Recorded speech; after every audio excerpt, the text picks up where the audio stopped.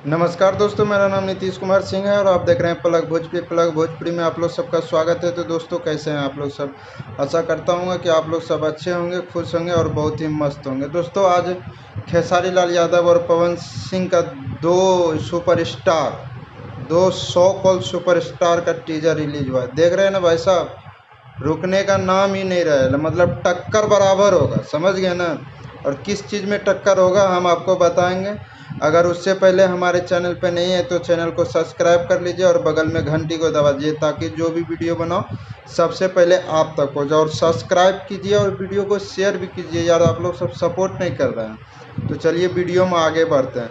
दोस्तों, खेसारी लाल यादव जी का गांव गोड़ी तेरा गांव और पवन सिंह का पियर की फराक वाली, दोनों का टीजर रिलीज हो चुका है। लेकिन गाना कब रिलीज होगा ये तो पता नहीं है, लेकिन टीजर रिलीज हो चुका है। देख रहे हैं ना, दोनों का टक्कर मतलब रुकने का नाम ही नहीं हो रहा है। एक शेर तो एक दूसरा सवा शेर, मतलब भिड़ेंगे तो दोनों साथ में ही। और बहुत जल्द ये दोनों सिनेमा हॉल में बॉक्स ऑफिस पे भिड़ने वाला है। और बवाल तब मजा आता है जब दो सुपरस्टार भिड़ते हैं। तब तक के लिए जय हिंद, जय बिहार, जय भोजपुरी।